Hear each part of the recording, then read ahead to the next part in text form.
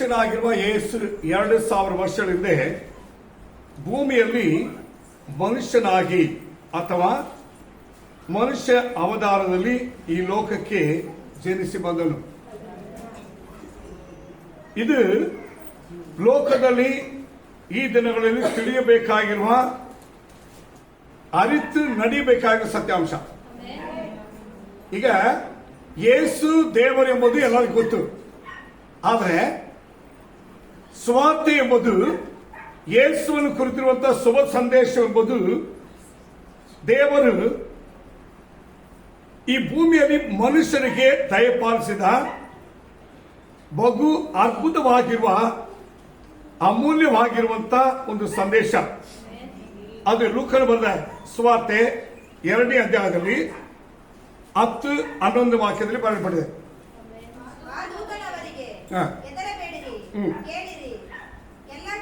ಪರಲೋಕದಿಂದ ಭೂಮಿಗೆ ದೇವದೂತರು ಇಳಿದು ಬಂದು ಹೆದರಬೇಡ್ರಿ, ಕೇಳಿರಿ, ಎಲ್ಲಾ ಜನರಿಗೆ ಮಗಾ ಸಂತೋಷವನ್ನು ಉಂಟು ಮಾಡುವ, ಗಮನಿಸಬೇಕು, ಎಲ್ಲಾ ಜನರಿಗೆ ಬಹು ಸಂತೋಷವನ್ನು ಉಂಟು ಮಾಡುವ ಅಂದ್ರೆ ಭೂಮಿ ಮೇಲಿರುವ ಎಲ್ಲಾ ಜನರಿಗೆ ಬಹು ಸಂತೋಷ ಉಂಟು ಮಾಡುವುದು. ಸಂತೋಷ ಉಂಟು ಮಾಡುದಲ್ಲ, ಬಹು ಸಂತೋಷ. ಆ ಬಹು ಸಂತೋಷ ಎಂಬುದು ಏನು ಅಂತ ಹೇಳಿದ್ರೆ ಅದು ಈ ಲೋಕಕ್ಕೆ ಕೊಡುವ ಸಂತೋಷವಲ್ಲ, ಅದಕ್ಕಿಂತ ಮೇಲಾಗಿರುವ ಒಂದು ಸಂತೋಷ. ಅದು ಪಾಪ ಕ್ಷಮೆ, ರಕ್ಷಣೆ, ನರಕದಿಂದ ಮನುಷ್ಯ ತಪ್ಪಿಸುವಂತ, ಮನುಷ್ಯನ ಜೀವಿತದಲ್ಲಿ ಉಂಟಾಗಿರುವಂತಹ ಕರ್ಮ ಪಾಪ ಜನ್ಮ ಪಾಪವನ್ನ ನೀಗಿಸಿ ಅವರನ್ನು ರಕ್ಷಿಸಿ ದೇವರ ರಾಜ್ಯ ಎಂಬ ಪರಲೋಕ ರಾಜ್ಯಕ್ಕೆ ಕೊಂಡೊಯ್ಯತಕ್ಕದಾಗಿರುವಂತ ಬಹು ಸಂತೋಷ. ಭೂಮಿಯಲ್ಲಿ ಮನುಷ್ಯನಾಗಿ ಹುಟ್ಟಿ ಯೇಸು ದೇವರೆಂಬುದನ್ನು ಅರಿಯುವುದು ಸಂತೋಷ. ಆದರೆ ಅರಿತು ನಾವು ನಡೆದು ದೇವರ ರಾಜ್ಯವಾಗಿ ಸೇರ್ಬೇಕಲ್ಲ, ಅದುವೇ ಬಹು ಸಂತೋಷ. ಇಲ್ಲಿ ದೇವದೂತರು ಹೇಳ್ತಾರೆ ಎಲ್ಲಾ ಜನರಿಗೆ.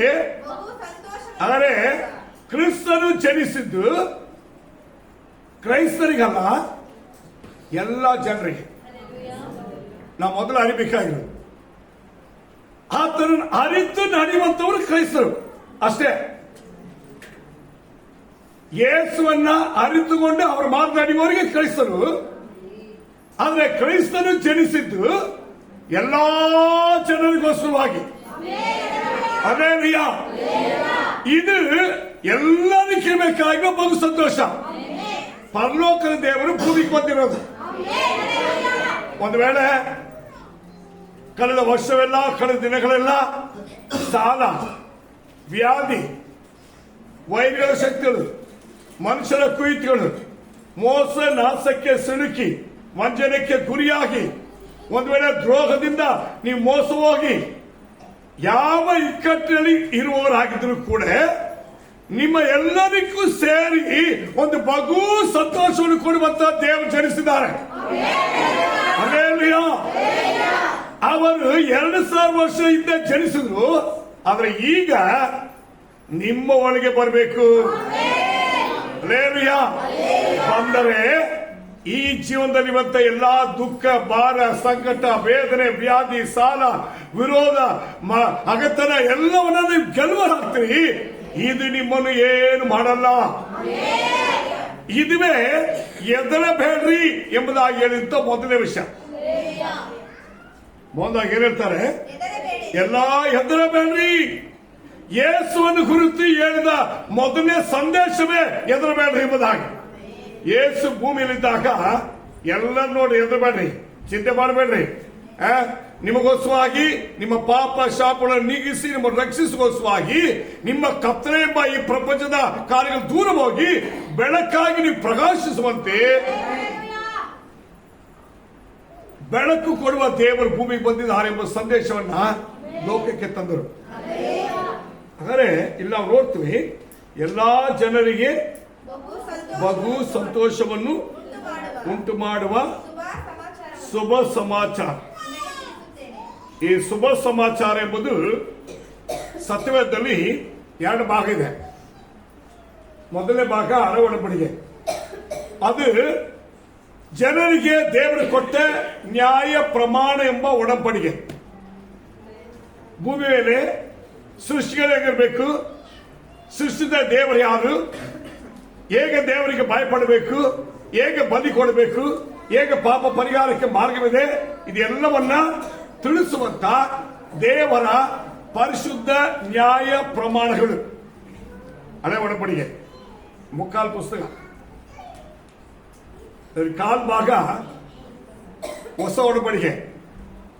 ಹೊಸ ಒಡಂಬಡಿಕೆ ಶುಭ ಸಂದೇಶ. ಹೊಸ ಒಡಂಬಡಿಕೆ ಬಂದು ಈ ಪಾಪ ಶಾಪಗಳಿಂದ ಬಿಡುಗಡೆ ಕೊಡುವ ಯೇಸುನೊಂದಿಗೆ ಸೇರಿ ಒಂದು ಒಡಂಬಡಿಕೆ ಮಾಡಿಕೊಂಡು ಅದರಿಂದ ಬಿಡುಗಡೆ ಹೊಂದುವುದಕ್ಕೋಸ್ಕರವಾಗಿರುವ ಜೀವಿತವನ್ನು ಮಾಡುವುದಕ್ಕೆ ಮುಂದೆ ಸಮರ್ಪಿಸೋದು ಶುಭ ಸಮಾಚಾರ ಎಂದು ಹೇಳುವುದು. ಹಾಗೆ ನೀವು ಹಾಗೆ ಯೇಸುವನ್ನು ದೇವರಾಗಿ ಅಂಗೀಕರಿಸಿಕೊಂಡು ನಡೆಯುವಾಗ ನಿಮ್ಮ ಜೀವನದಲ್ಲಿ ಸಕಲ ಕಾರ್ಯಗಳು ನಿಮಗೆ ಶುಭವಾಗುತ್ತದೆ. ನಿಮ್ಮ ಜೀವಿತದಲ್ಲಿ ಸಕಲ ಕಾರ್ಯಗಳನ್ನ ಶುಭವಾಗಿ ಮಾರ್ಪಡಿಸಿಕೊಳ್ಳೋದಕ್ಕೆ, ಶುಭ ಅಂತ ಹೇಳುವುದು ಒಳ್ಳೇದಾಗಲಿ, ಒಳ್ಳೆಯದೇ ಇರಲಿ ಅಂತ ಅರ್ಥ. ಹಾಗಾದ್ರೆ ಶುಭ ಸಮಾಚಾರ ಎಂದು ಹೇಳುವುದು ಯೇಸುವನ್ನು ಅಂಗೀಕರಿಸಿಕೊಳ್ಳುವವರಿಗಿರುವಂತ ಪ್ರತ್ಯೇಕಿಸಲ್ಪಟ್ಟದ್ದು. ಹಾಗಾದ್ರೆ ಈ ಸತ್ಯವೇದವು ಹೇಳುವ ಪ್ರಕಾರವಾಗಿಯೂ ದೇವರು ಭೂಮಿಯಲ್ಲಿ ಮನುಷ್ಯ ಕೊಟ್ಟ ಪ್ರಮಾಣಗಳ ಪ್ರಕಾರವಾಗಿಯೂ ಏನೇನಿದೆ ಎಂಬುದರ ಕುರಿತು ಕೆಲವು ಕಾರ್ಯಗಳು ನಾವು ನೋಡೋಣ. ಮೊದಲಾಗಿ, ಯೇಸು ಭೂಮಿಯಲ್ಲಿ ಜನಿಸಿದಾಗ ಯೇಸು ಭೂಮಿಯಲ್ಲಿ ಮನುಷ್ಯರಾಗಿ ಅಥವಾ ದೇವರು ಮನುಷ್ಯರಾಗಿ ಬರ್ತಾರೆ ಎಂಬುದಕ್ಕೆ ನೆನೆಸ್ರಿ ಎಂಬುದು ಅನುದಿನ ನೆನೆಸಬಹುದು. ಇದು ನೆನಪಿನ ದಿನ ಹೊರತು ಹುಟ್ಟಿದ ದಿನ ಅಲ್ಲ. ಯೇಸು 2000 ವರ್ಷದಿಂದ ಭೂಮಿಯಲ್ಲಿ ಜನಿಸಿ ಬಂದರು ಎಂಬುದನ್ನು ನೆನಪು ಮಾಡಿಕೊಳ್ಳುವ ದಿನ. This is the remembrance day of Jesus birth. ಯೇಸು ಜನಿಸಿದ ದಿನ ಅಲ್ಲ, ಯೇಸು ಜನಿಸಿದರು ಎಂಬುದಾಗಿ ನೆನೆಸಿಕೊಳ್ಳುವ ದಿನ. ಇದನ್ನ ಅರಿತು ನೀವು ಮಾಡಿ ತೊಂದರೆ ಇಲ್ಲ. ಹೊಸ ಬಟ್ಟೆ ಹಾಕಿ ಕೇಕ್ ತಿನ್ನಿ, ಎಲ್ಲ ತಿನ್ನಿ, ಅದ್ರ ಬಗ್ಗೆ ಎಲ್ಲ ಸೇರಿಸಿ ಸಂತೋಷ. ಆದ್ರೆ ಈ ದಿನ ಅಂತ ಹೇಳದೆ ನಮಗೆ 2000 ವರ್ಷದಿಂದ ಅದಕ್ಕೆ ಹೇಳೋದು ಶುಭ ಸಂದೇಶ ಎಂಬುದು 2000 ವರ್ಷದಿಂದ ಯೇಸು ನಿಮಗಾಗಿ ನಮಗಾಗಿ ಹುಟ್ಟಿದರು. ಈ ಶುಭ ಸಂದೇಶ ಅದನ್ನು ಹೇಳುವುದಕ್ಕೆ ಭೂಮಿಯಲ್ಲಿ ಒಂದು ದಿನವನ್ನ ಭಕ್ತರು ನೇಮಿಸಿಕೊಂಡ್ರು. ಆ ದಿನವೇ ಈ ಡಿಸೆಂಬರ್ 25 ಗ್ರಹಿಸಲಿ. ಹಾಗಾದ್ರೆ ದಾವೀದನ ಊರಿನಲ್ಲಿ ಹುಟ್ಟಿದರು ಎಂಬುದು ಪ್ರವಾದನೆ, ಸತ್ಯಾಂಶ. ಹುಟ್ಟಿದರು ಎಂಬುದಕ್ಕೆ ಸಾಕ್ಷಿ ಇದೆ. ಹಾಗಂದ್ರೆ ಬೈಬಲ್ ಹೇಳ್ತದೆ, ಲೂಕನ ಸುವಾರ್ತೆ 2ನೇ ಅಧ್ಯಾಯದಲ್ಲಿ ಯೋಸೇಫನು ತನಗೆ ಹೆಂಡತಿಯಾಗಿ ನಿಶ್ಚಯವಾಗಿರುವಂತ ಮರಿಯಾಳು ಗರ್ಭವತಿ ಆಗಿದ್ದಾಳೆ ಎಂಬುದಾಗಿ ತಿಳ್ಕೊಂಡು ದೇವದೂತನಿಂದ ಯೋಸೇಫನಿಗೆ ಎಚ್ಚರಿಕೆ ಹೊಂದಿ ಯೋಸೇಫನು ತನ್ನ ಬರಬೇಕಾಗಿರುವ ಹೆಂಡತಿಯಾಗಿರುವ ಮರಿಯಾಳನ್ನು ಕರೆದುಕೊಂಡು ದಾವೀದನು ಎಂಬ ಊರಿಗೆ, ತನ್ನ ಸ್ವಂತ ಊರಿಗೆ ಏನಕ್ಕೆ ಹೋದ್ರು ಅಂದ್ರೆ ಸೆನ್ಸಸ್ಗೆ, ಕಾನಿಶಮಾರಿ ಬರೆಯುವುದಕ್ಕೆ. ಪ್ರಪಂಚದಲ್ಲಿ ಮೊಟ್ಟ ಮೊದಲು ಕಾನಿಶಮಾರಿ ಉಂಟಾಗಿದೆ ಯಾವಾಗ? ಯೇಸು ಜನಿಸೋದಕ್ಕಿಂತ ಮುಂಚೆ. ಭೂಮಿಯ ಲೆಕ್ಕಾಚಾರವನ್ನ ಎಷ್ಟು ಜನರಿದ್ದಾರೆ ಎಂಬುದನ್ನು ಕುರಿತು ಕಾನಿಶಮಾರಿಯನ್ನ ಅಂದ್ರೆ ಆ ಸೆನ್ಸಸ್ ಅನ್ನ ಮಾಡಬೇಕೆಂಬುದಕ್ಕೋಸ್ಕರವಾಗಿ ಹೇಳುವಾಗ ಆಗ ಆ ಕಾನಿಶಮಾರಿ ಭರಿಸಲ್ಪಡುವುದಕ್ಕೆ ಹೋದಾಗ ಯೋಸೇಫನು ತನ್ನ ಹೆಂಡತಿಯಾಗಿರುವ ಮರಿಯಾಳನ್ನು ಕರೆದುಕೊಂಡು ನಿಶ್ಚಯವಾಗಿರುವಣ್ಣ, ಮದುವೆ ಆಗಲ್ಲ, ನಿಶ್ಚಯ ಆಗಿರುವಣ್ಣ ಗಮನಿಸಬೇಕು, ಕರೆದುಕೊಂಡು ಹೋಗಿ ದಾವೀದನೆಂಬ ತನ್ನ ಸ್ವಂತ ಊರಿನಲ್ಲಿ ಇರುವಾಗ ದಾವೀದನ ಮನೆಯಲ್ಲಿ ಯೇಸು ಜನಿಸ್ತಾರೆ. ಅಲ್ಲೇಲೂಯಾ.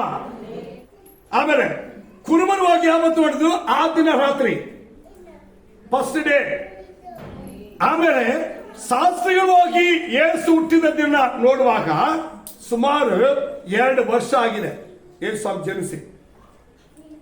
ಅವರಿಗೆ ದಾರಿ ತೋರಿಸಿದ್ರು ನಕ್ಷತ್ರ. ಈಗ ಸ್ಟಾರ್ ಹಾಕ್ತಾರೆ ನೋಡಿ, ಮನೆಗಳ ಮುಂದೆ ಸ್ಟಾರ್, ರೋಡಲ್ಲಿ ಸ್ಟಾರ್. ಯಾರು ಹಾಕೋದು? ಯೇಸು ಸ್ವಾಮಿ ಜನಿಸಿದ ಮನೆಯಲ್ಲಿ ನಾವು ಅರ್ಥ ಮಾಡ್ಕೊಳ್ಳೋಣ. ಈಗ ಯೇಸು ಸ್ವಾಮಿ ಜನಿಸಿದ ಮನೆ ಅಂದ್ರೆ ಏನಂತ? ಈಗ ಮನೆ ಒಳಗಲ್ಲ. ನಾವು ಗಮನಿಸೋಣ, ಆ ದಿನ ಮರಿಯಾಳ ಒಳಗೆ ಯೇಸು ಬಂದು 9 ತಿಂಗಳಿದ್ದು ಮಗುವಾಗಿ ಹುಟ್ಟಿ ಆ ಮನೆಯಲ್ಲಿ ವಾಸವಾಗಿರತಕ್ಕ ವಾಸಕ್ಕೆ ಅದಕ್ಕೆ ಅಲ್ಲಿ ಸ್ಟಾರ್ ಬಂತು.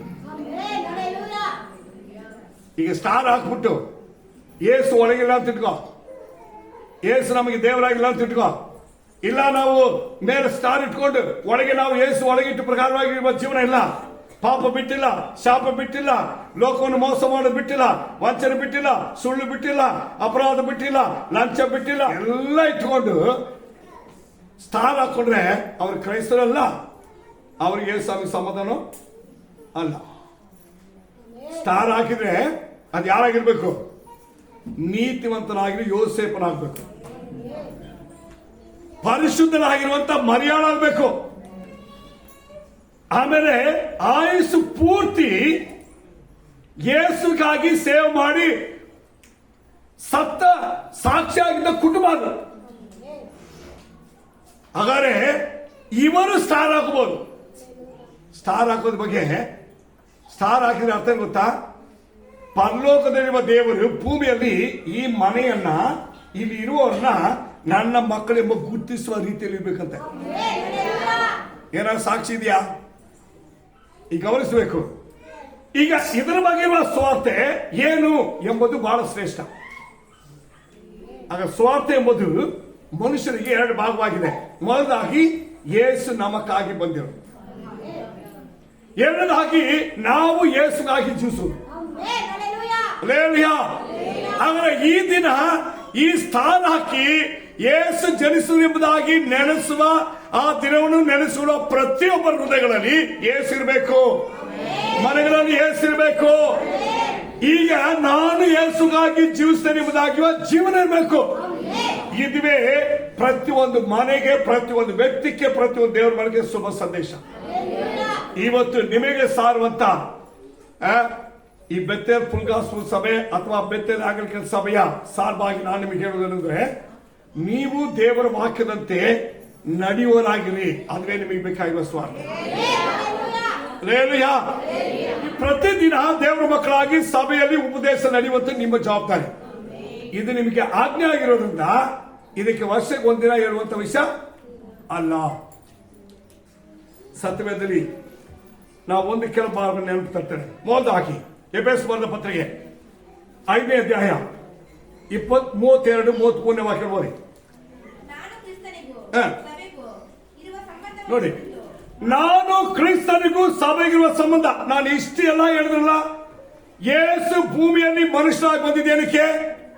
ನಮ್ಮ ಪಾಪಗಳನ್ನ, ನಮ್ಮ ಶಾಪಗಳನ್ನ ನಮ್ಮಿಂದ ದೂರ ಮಾಡಿ ನಮಗಾಗಿ ಪ್ರಾಣ ಕೊಟ್ಟು ತನ್ನ ಸ್ವಂತ ರಥದಿಂದ ನಮ್ಮನ್ನು ಕರೆಯಿಕೊಂಡು ನಮ್ಮ ಪಾಪ ಶಾಪಗಳನ್ನ ಶುದ್ಧೀಕರಿಸಿ ನಮ್ಮನ್ನು ಸಭೆ ಎಂಬ ತನ್ನ ದೇಹವೆಂಬ ಆಲಯದೊಳಗೆ, ಮನೆಯೊಳಗೆ ನಮ್ಮನ್ನು ಸೇರಿಸೋದಕ್ಕೆ. ಎಲ್ಲಿ ನಾವೆಲ್ಲಿ ಬಂದಿದ್ವಿ? ಈಗ ಸಭೆ. ಇಷ್ಟೆಲ್ಲಾ ಕಾರ್ಯಗಳು ಯಾಕಾಗಿ ದೇವರು ಮಾಡಿದ್ರು? ನಮ್ಮನ್ನ ಪ್ರಪಂಚದಿಂದ ಆತನ ದೇವರಾಗಿ ನಂಬಿ ಆತನ ರತ್ನ ಕೈಗೆ ಕೊಳ್ಳಲ್ಪಟ್ಟವರಾಗಿ ಆತನ ಮೂಲಕವಾಗಿ ಆತನ ಸಭೆಯೊಳಗೆ, ಆ ಸಭೆ ಎಂಬ ದೇಹದಲ್ಲಿ ನಮ್ಮನ್ನು ಒಂದು ಅವಯವಾಗಿ ತಗೊಂಡು ದೇವರು ಸೇರಿಸಿದ. ಎಂತ ಅಮೂಲ್ಯ ನೋಡ್ರಿ. ಎಲ್ಲರೂ ಯಾರಾದ್ರೂ ತನ್ನಲ್ಲಿಯೇ ಒಂದು ಭಾಗ ಕೊಡೋದಕ್ಕೆ, ಇವತ್ತು ಗಂಡರು ಕೂಡ ಹೆಂಡತಿಯಲ್ಲಿ ಭಾಗ ಕೊಡಕ್ ಬರಲ್ಲ. ಆದ್ರೆ ದೇವರು ಹೇಳ್ತಾರೆ, ನೀವೆಲ್ಲರೂ ಸೇರಿದ್ರೆ ನನ್ನ ದೇಹ. ನೀವು ಅರ್ಥ ಮಾಡ್ಕೊಳ್ಬೇಕು. ಇದರ ಸಂಬಂಧ, ಆಧಾರ, ಪ್ರತಿಯೊಂದಕ್ಕಿರುವಂತಹ ಸಾಕ್ಷಿಯೇ ಪರಿಶುದ್ಧ ದೇವರ ಸಭೆ. ಹಾಗಾದ್ರೆ ಈ ಸಭೆ ಇದೆಯಲ್ಲ, ಇದನ್ನು ಕುರಿತು ಒಂದು ಸೀಕ್ರೆಟ್ ಅಲ್ಲ, ಕೆಲವೇ ನಿಮಿಷಗಳಲ್ಲಿ ನಾನು ಹೇಳಿ ಈ ಭಾಗವನ್ನು ಮುಗಿಸೋದಕ್ಕೆ ಇಷ್ಟಪಡ್ತೇನೆ. ಮೊದಲಾಗಿ ಸಭೆ ಎಂಬುದು ಓದನ, ನಾನು ಹ. ಸಭೆಗೂ ಹ. ಇರುವ ಸಂಬಂಧವನ್ನು ಕುರಿತು ನಾನು ಕ್ರಿಸ್ತನಿಗೂ ಸಭೆಗಿರುವ ಸಂಬಂಧವನ್ನು ಕುರಿತು ಮಾತಾಡ್ತಾ ಇದ್ದೀನಿ. ಗಮನಿಸಿ, ಹಾಗಾದ್ರೆ ಇಷ್ಟು ಎಲ್ಲಾ ದೇವರ ಮನುಷ್ಯರಾಗಿ ಬಂದಿದ್ದೇನಕ್ಕಂದ್ರೆ ತನಕೋಸ್ಕರವಾಗಿ ಒಂದು ಸಭೆಯನ್ನ, ಇಂಗ್ಲಿಷ್ ಅಲ್ಲಿ ಯೂನಿವರ್ಸಲ್ ಚರ್ಚ್ ಅಂತ, ಕ್ರಿಸ್ತನ ಉಪದೇಶವನ್ನ ಒಪ್ಪಿ ಅದರಂತೆ ನಡೆಯುವಂತ ದೇವ ಜನ ಮಾತ್ರ ಒಂದು ಗುಂಪಾಗಿ ಕೂಡಿ ಬರುವ ಒಂದು ಕಾಲ ಬರ್ತದೆ. ಅದಕ್ಕೆ ಯೂನಿವರ್ಸಲ್ ಚರ್ಚ್ ಅಂತ. ಈ ಎಲ್ಲ ನಮ್ಮನ್ನು ಸೇರಿದ್ರೆ ನಾವೆಲ್ಲರೂ ಸೇರಿ ಸಭೆ ಎಂಬ ಶರೀರ ದೇಹವಾಗಬೇಕು. ಇದನ್ನ ಅರಿತು ನಡಿಬೇಕು. ಇದನ್ನ ಅರ್ಥ ಮಾಡಿಕೊಡೋಕೆ ದೇವರ ಪರಲೋಕದ ಭೂಮಿ ಬಂದಿರು. ಅದನ್ನು ಮೀರಿ ಸಭೆ ಬೇರೆ ಪಾಸ್ಟರ್ ಸಿಸ್ಟರ್ ಸೇರಿ ನಮಗೆಲ್ಲ ಅಂತೀರಿ ಹೋಗೋರು ವೇಸ್ಟ್. ಅವ್ರು ಯಾರು ದೇವರ ರಾಜ್ಯಕ್ಕೆ ಸಂಬಂಧ ಪಡಲ್ಲ. ಪರವಾಗಿಲ್ಲ, ನಾನು ಪ್ರಾರ್ಥನೆ ಹೋಗ್ತೀನಿ, ವಿಶ್ವಾಸ ಹೋಗ್ತೀನಿ, ಅಷ್ಟೇ ನನಗೆ ಬೇಕಾದ್ರೆ, ನನಗೆ ಅದಕ್ಕೆ ಸಂಬಂಧ ಇರುತ್ತೆ. ಯಾರು ಪರವಾಗಿ ಯಾಕಂದ್ರೆ ಈ ಸಂಬಂಧವೇ ಶರೀರ ಸಂಬಂಧ, ಈ ಸಂಬಂಧವೇ ಕುಟುಂಬ ಸಂಬಂಧ, ಈ ಸಂಬಂಧವೇ ರಕ್ತ ಸಂಬಂಧ. ಈ ಸಂಬಂಧದಲ್ಲಿ ದೇವರು ಅವರನ್ನ ಪರಲೋಕ ರಾಜ್ಯಕ್ಕೆ ಸೇರಿಸೋದಕ್ಕಿರುವಂತ ಮೊದಲದಾಗಿರುವ ರಿಜಿಸ್ಟರ್ ಬುಕ್. ಅಪೊಸ್ತಲರಲ್ಲಿ 2:47 ವಾಕ್ಯದಲ್ಲಿ ರಕ್ಷಣೆ ಮಾರ್ಗದಲ್ಲಿ ಇರುವವನು ದಿನಾಲು ಸೇರಿಸೋದು. ಇದನ್ನೇ ಪ್ರಕಟಣೆ ಪುಸ್ತಕದಲ್ಲಿ ಅಪೊಸ್ತಲನಾಗಿರುವ ಯೋಹಾನನು ಹೇಳ್ತಾನೆ, ಜೀವಬಾಧ್ಯರ ಪಟ್ಟಿಯಲ್ಲಿ ಯಾವನ ಹೆಸರು ಬರೆಯಲ್ಪಟ್ಟಿಲ್ಲವೋ. ಒಂದು ಇನ್ನೊಂದು ವಾಕ್ಯ ಹೇಳ್ತಾ ಗೊತ್ತಾ, ಯಾವನ ಹೆಸರು ಜೀವಬಾಧ್ಯರ ಪಟ್ಟಿಯಲ್ಲಿ ಬರೆದಿದ್ದಾಗೆ ಕಾಣಲಿಲ್ವೋ. ಬರೆಯಲ್ಪಡುವುದು ಬರೆಯಲ್ಪಟ್ಟ ಹಾಗೆ ಕಾಣಲ್ಪಡಬೇಕು. ಅದ್ರ ಅರ್ಥ ಗೊತ್ತಾ? ಸಭೆಯಲ್ಲಿ ದೇವರು ನಮ್ಮನ್ನು ಸೇರಿಸಿದ ಮೇಲೆ ಸಾಯುವ ತನಕ ಸಭೆಯಲ್ಲಿ ಇರಬೇಕು. ಅರ್ಧ ಬಿಟ್ಟು ಓಡಾಡ್ಬಿಟ್ರೆ ದೇವರ ರಾಜ್ಯ ಬರ್ತಂದ್ರೆ ಯಾರು ಬರಲ್ಲ. ಆಗ ಬಂದ್ರೆ ಇದೆಲ್ಲ ಸುಳ್ಳು ಆಗ್ಬಿಡುತ್ತೆ. ತುಂಬಾ ಜನರಿಗೆ ಕನ್ಸ್ಕೊಳ್ತಾರೆ ನೋಡಿ, ಎಲ್ಲಿದ್ರು ಅಲ್ಲಿ ಹೋಗ್ಬಿಡೋದು, ಹೋಗಕ್ಕಾಗಲ್ಲ. ನೀವ್ ಎಲ್ಲಿದ್ರು ಯಾರ ಮಕ್ಕಳು ಅಂತ ಹೇಳ್ಬೇಕು. ನೀವ್ ಬೇಕಾದ್ರೆ ಅಮೆರಿಕ ಹೋಗು, ರಷ್ಯಾ ಹೋಗು, ಚೈನಾ ಹೋಗು, ಕೆನಡಾ ಹೋಗು, ಎಲ್ಲಿ ಬೇಕಾದ್ರೆ ಹೋಗು, ಆಫ್ರಿಕಾ ಹೋಗು. ಆದ್ರೆ ನೀನ್ ಯಾರು ಅಂತ ಹೇಳ್ಬೇಕು. ನಿಮ್ಮ ಅಪ್ಪ ಹೆಸರು ಹೇಳ್ಬೇಕು, ನಿಮ್ಮ ಮನೆ ಹೆಸರು ಕೊಡ್ಬೇಕು, ಹುಟ್ಟಿದ ಊರ ಹೆಸರು ಕೊಡ್ಬೇಕು. ಹಾಗೆ ನಿಮ್ಮ ಸಭೆ ಹೆಸರು ಇರಬೇಕು, ನಿಮ್ಮ ಸಭಾ ಪಾಲಕರ ಹೆಸರು ಇರಬೇಕು. ಅದೇ ನಿಮ್ಮ ಅಡ್ರೆಸ್. ಆದ ಕಾರಣವೇ ಸಭೆ ಎಂಬುದು ದೇವ ನಮಗೆ ಪರಲೋಕ ರಾಜ್ಯದವರೆಗೆ ನಮ್ಮನ್ನು ಕೊಂಡೊಯ್ಯೋದಕ್ಕೆ ದೇವರ ಭೂಮಿಯಲ್ಲಿ ಕೊಟ್ಟಿರುವಂತ ಅದ್ಭುತವಾಗಿರುವ ಮಾರ್ಗ. ನಾವು ಅದನ್ನ ಅಸಡ್ಡೆ ಮಾಡಬಾರ್ದು, ಅವಿದರ ಹಾಕಬಾರ್ದು, ಅಟಮಾರಿಯಾಗಿ ನಡಿಬಾರ್ದು, ಮೀರಿ ನಡಿಬಾರ್ದು, ಬಿಟ್ಟು ಹೋಗಬಾರ್ದು. ನಾವು ಕಡೆಯವರೆಗೆ ಸ್ಥಿರವಾಗಿರ್ಬೇಕು. ಇದುವೇ ಸಭೆಯನ್ನು ಕುರಿತಿರುವ ರಹಸ್ಯವನ್ನ ಯೇಸು ಇಲ್ಲಿ ಇಟ್ಟಿದ್ದಾರೆ. ಆ ರಹಸ್ಯ ಹೆಂಗ್ ಹೇಳ್ಬೇಕು ಗೊತ್ತಾ? ನೋಡ್ರಿ, ಫಸ್ಟ್ ಸಭೆ ರಹಸ್ಯ ಅಂದ್ರೆ ಏನು ಗೊತ್ತಾ? ಈಗ ನಾನು ಹೇಳ್ದು ನೋಡ್ರಿ, ಸಭೆ ಎಂಬುದು ನೀವು ಸಭೆಯಲ್ಲಿರುವವರೆಗೂ, ಸಭೆ ನಿಮಗೆ ದೇವರು ಕೊಟ್ಟಿರುವವರೆಗೂ, ದೇವರು ನಿಮ್ಮನ್ನು ಇಟ್ಟಿರುವವರೆಗೂ, ನೀವು ಪ್ರಾಣ ಇರುವವರೆಗಿದ್ರೆ ಎಲ್ಲಿರ್ತೀರಿ? ಜೀವಬಾಧ್ಯರ ಪಟ್ಟಿಯಲ್ಲಿ ಯಾರ ಹೆಸರು ಬರ್ದಿದ್ದ ಹಾಗೆ. ಆಗ ಫಸ್ಟ್ ಬರೀತಾರೆ. ಬರೀದು ಯಾವಾಗ? ನಾವು ಸೇರಿದಾಗ. ಬರ್ದ ಕಾಲದಲ್ಲಿರುವ ಅವರು ಸಾಕ. ಆಗ ನಾವು ಖಂಡಿತವಾಗಿ ಇರಬೇಕು ಎಂಬುದು ಅದಕ್ಕೆ ಪ್ರಮಾಣ. ಇದು ರಹಸ್ಯ. ಈ ರಹಸ್ಯ ಯಾರು ಗೊತ್ತಿಲ್ಲ. ಹಣದಿಂದ ಹೋಗೋರಿಗೆ, ಜನದಿಂದ ಹೋಗೋರಿಗೆ, ನೆಂಟರಿಂದ ಹೋಗೋರಿಗೆ, ಫ್ರೆಂಡ್ ಇಂದ ಹೋಗೋರಿಗೆಲ್ಲ ಇದು ಗೊತ್ತಾಗಲ್ಲ. ಆದ ಕಾರಣವೇ ಯೇಸು ಭೂಮಿಯಲ್ಲಿ ಬಂದಾನೆ ಎಂಬುದು ಆ ಬಗೂ ಜನರಿಗೆ ಉಂಟು ಮಾಡಬೇಕು. ಆ ಬಗೂ ಸಂತೋಷವಾಗಿರುವಂತ ಈ ಸೀಕ್ರೆಟ್ ದೇವರ ಸಭೆಯಾಗಿ ನಿಮಗೆ ದೇವರು ತಿಳಿಸ್ತಾರೆ. ಎರಡನೇ ಸೀಕ್ರೆಟ್ ಏನು ಗೊತ್ತಾ? ಓದೋಣ. ಸ್ವಾರ್ಥ್ಯ ಸೀಕ್ರೆಟ್ ಓದ್ಬಿಡಿ. ಎಫೆಸ ಪತ್ರ 6:20 ವಾಕ್ಯ.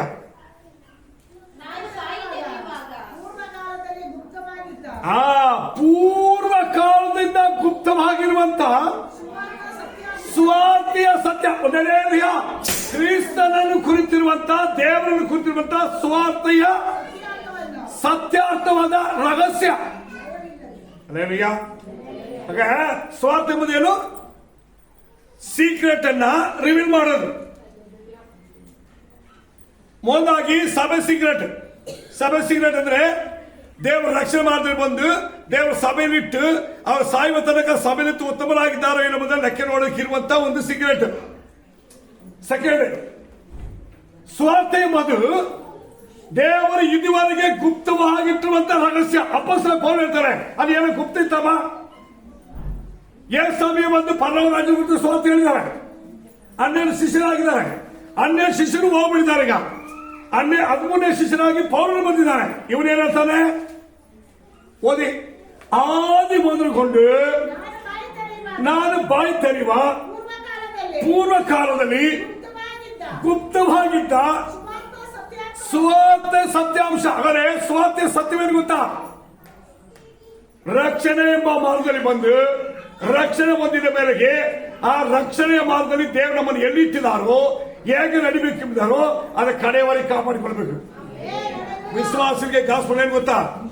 ನೀನಿರುವ ಸಭೆ, ನಿನಗಿರುವ ಉಪದೇಶ, ನಿನ್ನನ್ನಿಟ್ಟುವ ಜಾಗ, ನಿನಗೆ ಕೊಟ್ಟ ವರ, ನಿನಗೆ ಕೊಟ್ಟ ಆಶೀರ್ವಾದ, ಇದೆಲ್ಲ ಕಾಪಾಡಿಕೊಂಡಿರ್ಬೇಕು. ಸೆಕೆಂಡ್, ಹಾಗೆ ಗಾಸ್ಪಲ್ ಸುವಾರ್ತೆ ವಿಶ್ವಾಸಿಗೆ ಇರೋದು. ಅದಕ್ಕೆ ವಿಶ್ವಾಸವನ್ನು ಕಾಪಾಡಿ ಹೋರಾಟ ಮಾಡು. ಕರ್ತನ ಬರುವಲ್ಲಿ ಒಯ್ಯಲ್ಪಡೋದಕ್ಕೆ ಮರುಪಾಗೋದಕ್ಕೆ ಹೋರಾಟ ಮಾಡು. ಇನ್ನು ಪಾಪ ಶಾಪಗಳನ್ನು ಗೆಲ್ಲುವುದಕ್ಕೆ ಹೋರಾಟ ಮಾಡು. ಅನುದಿನ ಜೀವನದಲ್ಲಿ ಬರುವಂತ ಹತ್ತಿಕೊಳ್ಳುವ ನಿನ್ನ ಮೇಲೆ ಬರುವಂತ ಎಲ್ಲ ಭಾರ ಪಾಪ ಶಾಪ ತೆಗೆದುಹಾಕು. ಇದೆಲ್ಲ ಬರೋದು ಅದಕ್ಕೆ. ಈ ಸೀಕ್ರೆಟ್ ಅನ್ನು ಕುರಿತು ದೇವರು ಹೇಳಿದ್ದಾರೆ. ಸರಿ, ನಾನು ಶಾರ್ಟ್ ಆಗಿ ವಿಷಯ ಹೇಳ್ಕೊಂಡು ಹೋಗ್ತೀನಿ. ಮುಂದಿನದಾಗಿ ಪರಲೋಕ ರಹಸ್ಯ. ಮತ್ತಾಯ ಬರೆದ ಸುವಾರ್ತೆ 13:11.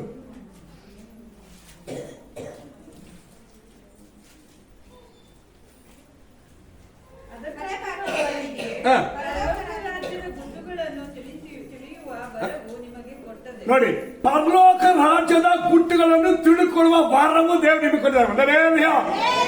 ಇದೇ ಶುಭ ಸಂದೇಶ, ಇದುವೇ ಶುಭ ಸಂದೇಶ. ವಿಶ್ವಾಸಗಳಿಗೆ ಬಗ್ಗು ಸಂತೋಷ ಶುಭ ಸಂದೇಶ ಗೊತ್ತಾ? ಪರಲೋಕ ರಾಜ್ಯವನ್ನು ಕುರಿತು ನೀವು ತಿಳ್ಕೊಳ್ಳಕ್ಕೆ ನಿಮಗೆ ವರ ಕೊಟ್ಟಿದ್ದಾರೆ. ಅಲ್ಲೇರಿಯ ಪರಲೋಕ ರಾಜ್ಯ ಏನು ತಿಳ್ಕೊಬಂದ್ರೆ ಏನ್ ಮಾಡ್ಬೇಕು ನಾವು? ಇಲ್ಲಿ ಗಮನಿಸಿ. ಈಗ ಈ ಕೇಕ್ ಚೆನ್ನಾಗಿದೆ ಅಂತ ಹೇಳಿದ್ರೆ ಹೇಗೆ ತಿಳ್ಕೊಳ್ಳೋದು? ತಿಂದು ಅಲ್ವಾ? ಪರಲೋಕ ರಾಜ್ಯ ತಿಳ್ಕೊಳ್ಳೋದು. ಪರಲೋಕ ದರ್ಶನ ಬೇಕಂತ ಪ್ರಯತ್ನ ಮಾಡಬೇಕು. ಅಲ್ಲೇ ಏನ್ ಪ್ರಯತ್ನ ಮಾಡ್ತೀನಿ? ನನಗೆ ಪರಲೋಕ ದರ್ಶನ ಬೇಕಂದ್ರೆ ಯಾರ ಪ್ರಯತ್ನ ಮಾಡ್ತೀರಾ? ಮಾಡಲ್ಲ. ಯಾಕುತ್ತಾ? ಈ ಪರಲೋಕ ದರ್ಶನ ಒಂದು ಸಾರಿ ನೀವು ನೋಡಿದ್ರೆ ಈ ಭೂಮಿಯಲ್ಲಿರೋದೆಲ್ಲ ನಿನಗೆ ಕಸ ಅಂತ ಕಾಣುತ್ತೆ. ಇದನ್ನ ನೀವು ತಿಳ್ಕೋಬೇಕಂದ್ರೆ ಪರಲೋಕ ದರ್ಶನ ಬೇಕು. ಪ್ರೇ ಮಾಡಿ ನನಗೆ ಪರಲೋಕ ರಾಜ್ಯವಾಗಿ ಗುರಿ ಇತ್ತವರಿಗೆ ಇದೆಲ್ಲ ವಿಶ್ವಾಸಕ್ಕೋ ಭಕ್ತಿಕೋ ದೇವರಿಗೋ ದೇವರ ಸಭೆಗೋ ನಡೆಯುವುದಕ್ಕೋ ಕೊಡುವುದಕ್ಕೋ ಜೀವಿಸೋದಕ್ಕೆ ಯಾವ ಅಡ್ಡಿ ಬರಲ್ಲ, ನೆಪ ಬರಲ್ಲ ಅವ್ರಿಗೆ. ಇವತ್ತು ತುಂಬಾ ಜನರಿಗೆ ನೆಪ ಹೇಳಿ ಗೊತ್ತಾ? 100 ನೆಪ ಹೇಳ್ತಾರೆ. ಅದು ಗೀಸ ಗೊತ್ತಾ?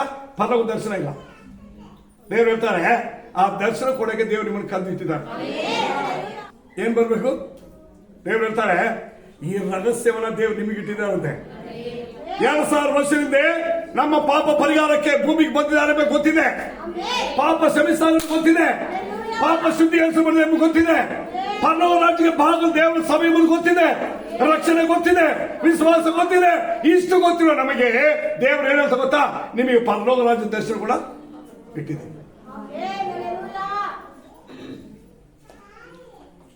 ಸರಿ, ಹಾಗಾಗಿ ವಿಶ್ವಾಸ ರಹಸ್ಯ. ಈ ವಿಶ್ವಾಸ ಇಟ್ಟಿದ್ರೆ ನಾವು ದೇವ್ರ ಮೇಲೆ ಇದು ಒಂದು ಸೀಕ್ರೆಟ್. ಈಗ ನೀನು ಒಳ್ಳೆ ವಿಶ್ವಾಸ ಕೆಟ್ಟ ವಿಶ್ವಾಸ ಈಗ ಗೊತ್ತಾಗಲ್ಲ. ಪಕ್ಕದಲ್ಲಿರುವ ಹೆಂಡತಿ ಕೂಡ ಗಂಡನ ಗೊತ್ತಾಗಲ್ಲ, ಗಂಡನ ಕೂಡ ಹೆಂಡತಿ ಗೊತ್ತಾಗಲ್ಲ. ನಾನು ಹೇಳ್ತಾ ಇದ್ದೀನಿ, ಸೀಕ್ರೆಟ್ ನೋಟ್ ಮಾಡ್ಕೊಳ್ಳಿ. ಏಸಾಗಿ ಬಂದಾಗ ಆಕಾಶದಲ್ಲಿ ಟಕ್ಕಂತ ಯಾರ ಮೇಲೆ ಹೋಗ್ಬಿಡ್ತಾರೆ ನೋಡಿ, ಆವಾಗ ಗೊತ್ತಾಗುತ್ತೆ. ಯಾವಾಗ ಗೊತ್ತಾಗುತ್ತೆ? ಇದೇನು ಗೊತ್ತಾ? ಓದಿ ನೋಡಿ. ವಿಶ್ವಾಸ ರಹಸ್ಯ 1 ತಿಮೋಥೆಯ 3:9 ವಾಕ್ಯದಲ್ಲಿ ವಿಶ್ವಾಸದ ರಹಸ್ಯ.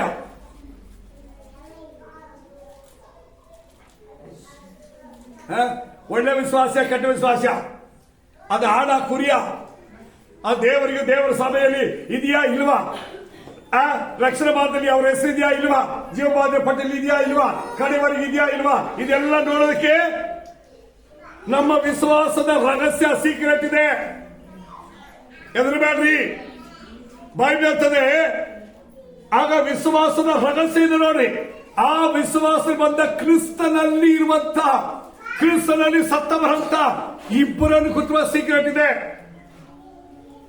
ಅದೇನು ಗೊತ್ತಾ?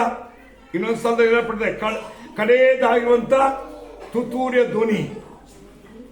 1 ಕೊರಿಂಥ ಬರೆದ ಪತ್ರಿಕೆ 15ನೇ ಅಧ್ಯಾಯ 51ನೇ ವಾಕ್ಯ. ಕೇಳಿರಿ, ಹಾ. ಇದುವರೆಗೆ ಗುಪ್ತವಾಗಿದ್ದ ಹಾ. ಸಂಗತಿಯನ್ನು ಹಾ. ನಿಮಗೆ ತಿಳಿಸುತ್ತೇನೆ. ಇದುವರೆಗೆ ಗುಪ್ತವಾಗಿರುವ ಸಂಗತಿ ನಾನು ನಿಮಗೆ ತಿಳಿಸ್ತಾ ಇದ್ದೇನೆ.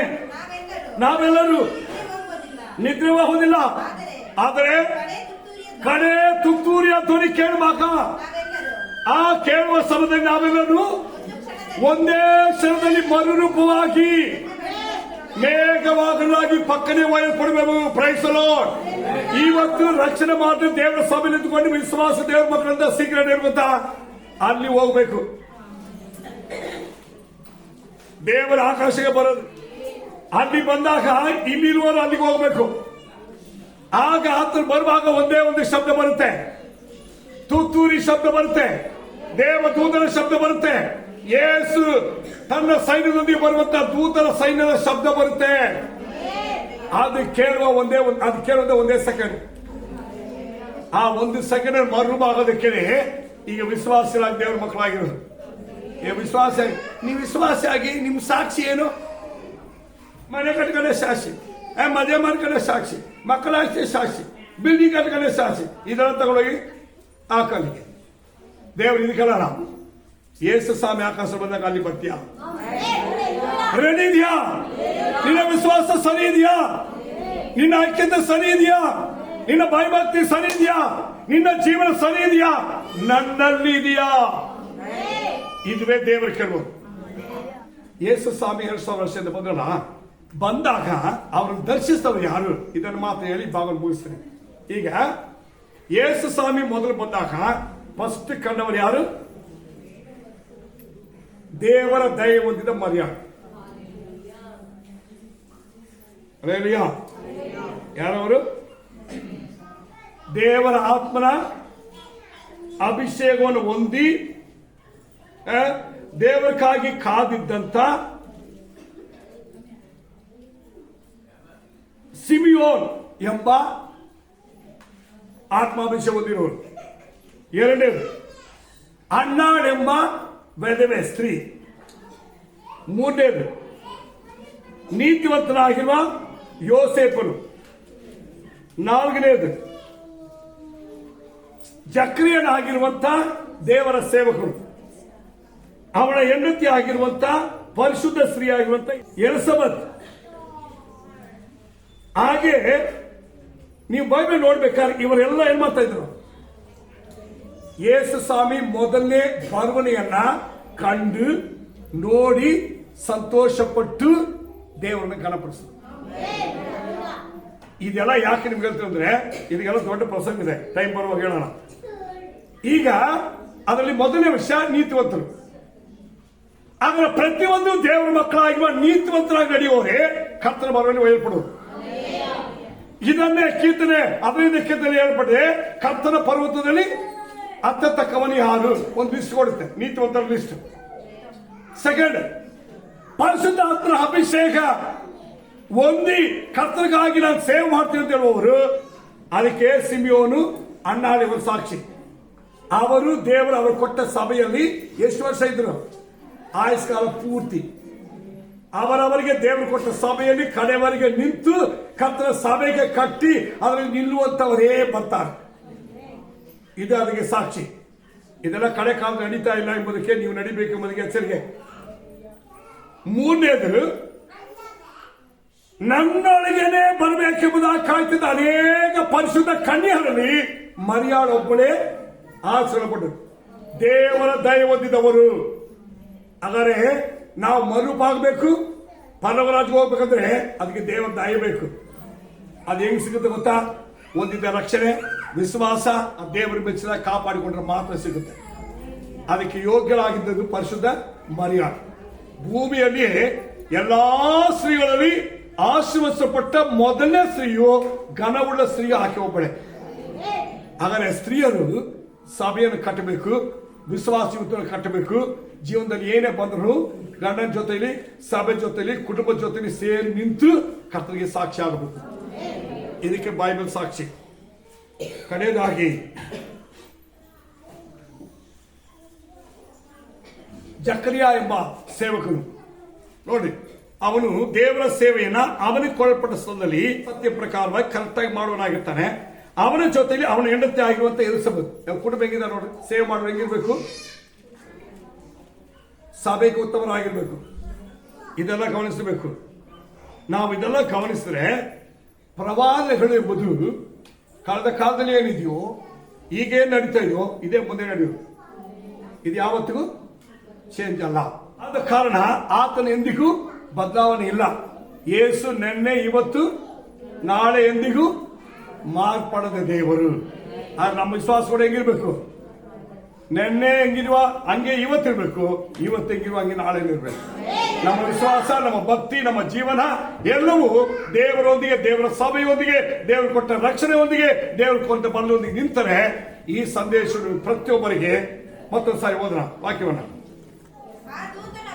ಆ ದೂತನ ಅವರಿಗೆ ಎದರಬೇಡಿ, ಕೇಳಿರಿ, ಎಲ್ಲಾ ಜನರಿಗೆ ಬಹು ಸಂತೋಷವನ್ನು ಉಂಟು ಮಾಡುವ ಶುಭ ಸಮಾಚಾರವನ್ನು ನಿಮಗೆ ತಿಳಿಸ್ತಾ ಇದ್ದೇನೆ. Praise the Lord. ನಾನು ಹೇಳೋದೇನು ಗೊತ್ತಾ, ದೇವರ ಮಕ್ಕಳಾಗಿ ನಿಮಗೆ ಸಕಲ ಬಾಧೆಗಳು, ಶೋಧನೆಗಳು, ಹೋರಾಟಕ್ಕೆ ಜಯ ಇಟ್ಟಿದ್ದಾರೆ. ನಿಮ್ಮ ಜೊತೆಗಿರೋದಕ್ಕೆ ಸಹಾಯ ಮಾಡಲಿಕ್ಕೆ ದೇವರು ವಾಗ್ದಾನ ಕೊಟ್ಟಿದ್ದಾರೆ. ದೇವರು ನಡೆಸೋದಕ್ಕೆ ಶಕ್ತರಾಗಿದ್ದಾರೆ. ನಾವು ದೇವರಿಗೆ ಹೆಂಗೆ ನಡ್ತೀವಿ ಎಂಬುದನ್ನ ಇವತ್ತು ಕೇಳುವ ಸಂದೇಶದ ಮೂಲಕವಾಗಿ ನಾವು ಗ್ರಹಿಸಿಕೊಂಡು ದೇವರ ಮುಂದೆ ನಮ್ಮನ್ನು ಸಮರ್ಪಿಸಿಕೊಂಡು, ನಮ್ಮ ರಕ್ಷಣಾಗಿರುವ ಯೇಸು ಆತನು ಭೂಮಿಯಲ್ಲಿ ಬಂದಿರುವಂತ ನಮ್ಮನ್ನು ಆತನ ಮಕ್ಕಳಾಗಿ ಅಂಗೀಕರಿಸಿಕೊಂಡಿರುವಂತ ಆ ಪರಲೋಕ ರಾಜ್ಯ ದರ್ಶನ ನಮಗೆ ಕೊಡೋದಕ್ಕಿಟ್ಟಿರುವಂತ ರಹಸ್ಯವನ್ನ, ಆ ರಾಜ್ಯದ ಸೇರುವುದಕ್ಕಿರ್ಬೇಕಾದ ಒಂದು ದಿನವನ್ನ, ರಹಸ್ಯವಾಗಿ ಒಂದು ದಿನ ಬರುತ್ತೆ. ಆತನ ಆಕಾಶ ಬರುವ ದಿನ ಇರುತ್ತದೆ. ಆಗ ಕರ್ತನಲ್ಲಿ, ಕರ್ತನ ಮೇಲೆ ವಿಶ್ವಾಸದಲ್ಲಿ, ಭಕ್ತಿಯಲ್ಲಿ, ಪರಿಶುದ್ಧದಲ್ಲಿ ಉತ್ತಮರಾಗಿ ಯಾರಿದ್ದಾರೋ ಅವರ ಆಕಾಶಕ್ಕೆ ಒಯ್ಯಲ್ಪಡುವ ದಿನ ಬರ್ತದೆ. ಇದು ನಮಗೆ ನಿಜವಾಗಿರುವ ಸ್ವಾರ್ಥ ಕ್ರಿಸ್ಮಸ್ ಏನಂದ್ರೆ, ಆ ಬರಬೇಕಾಗಿರುವ ಯೇಸುವನ್ನು ಎದುರುಗೊಳ್ಳೋದಕ್ಕೆ, ನೋಡುವುದಕ್ಕೆ, ದರ್ಶಿಸುವುದಕ್ಕೆ, ಸೇರುವುದಕ್ಕೆ ನಾವು ಸಿದ್ಧವಾಗಿರ್ಬೇಕಾದ ಜೀವನ ಆಗಿರಬೇಕು. ನಮ್ಮನ್ನು ನಾವು ಸಮರ್ಪಿಸೋಣ, ಪ್ರಾರ್ಥನೆ ಮಾಡೋಣ. ಗ್ಲೋರಿ. ಭೂಪರಲೋಕದ ಒಡೆಯನಾಗಿ ಸರ್ವಿಸುತ್ತಾ ದೇವರೇ, ಈ ಕೇಳಿದ ಎಲ್ಲ ವಾಕ್ಯದ ಮುಂದೆ ಅಪ್ಪ ನಿನ್ನ ಜನರು ಒಪ್ಪಿಸ್ಕೊಡ್ತಾರೆ. ಅಯ್ಯ, ನಿನ್ನ ಬರವಣಿಯಲ್ಲಿ ನಿನ್ನ ಸಲಿಪ ಸಿದ್ಧವಾಗೋದಕ್ಕೆ, ನಿನ್ನ ಸಗಳ ಒಯ್ಯಲ್ಪಡೋದಕ್ಕೆ ಅಪ್ಪ, ನಿನ್ನಲ್ಲಿ ಅಪ್ಪ ಕೂಡಿಸಲ್ಪಡೋದಕ್ಕೆ ಬುದ್ಧಿಯುಳ್ಳ ಕಣ್ಣಿಗೆ ಹರುತ್ತೆ ದೇವರೇ. ಈ ಶುಭ ಸಮಾಚಾರವಾಗಿರುವ 2000 ವರ್ಷದಿಂದ ಭೂಮಿಯಲ್ಲಿ ಬಂದಿರುವಂತ ಅಪ್ಪ ಆ ಸ್ವಾರ್ಥೆಯ ಅಪ್ಪ ಪೂರ್ಣತೆಯನ್ನು ಪಡೆದುಕೊಂಡು ನಿನ್ನ ರಾಜ್ಯದಲ್ಲಿ, ನಿನ್ನ ಮುಂದೆ ಆಕಾಶದಲ್ಲಿ ಅಪ್ಪ ತನ್ನ ಎದುರುಗೊಳ್ಳಕ್ಕೆ ಸಿದ್ಧವಾಗುವಂತ ಬುದ್ಧಿಯುಳ್ಳ ಕಣಿಯಾಗಿ ನಿನ್ನ ಸಭೆಯನ್ನ, ನಿನ್ನ ಜನರನ್ನ, ನಿನ್ನ ಮಕ್ಕಳನ್ನ, ನಿನ್ನ ಮೇಲೆ ವಿಶ್ವಾಸಿತ ಪ್ರತಿ ಒಬ್ಬರನ್ನ ದೇವರೇ ಸಿದ್ಧಪಡಿಸು, ರೂಪಿಸು, ನಡೆಸು ರಾಜ. ನೀನು ಹಾಗೆ ಮಾಡೋದಕ್ಕಾಗಿ ಸ್ತೋತ್ರ ಯೇಸು ನಾಮದಲ್ಲಿ ತಂದೆಯೇ. Amen, amen.